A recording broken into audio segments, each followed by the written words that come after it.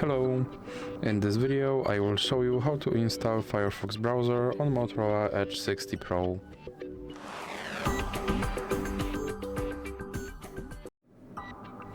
So you have to start by opening your Google Play Store, then click on search bar and type in Firefox.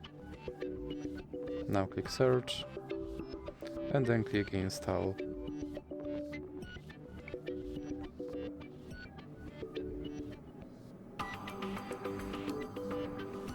Now you can click open and then click agree and continue, and here you can choose your default browser, or you can click cancel and you can add Firefox widget, or you can click not now. Here you can click sign in, or you can click not now again.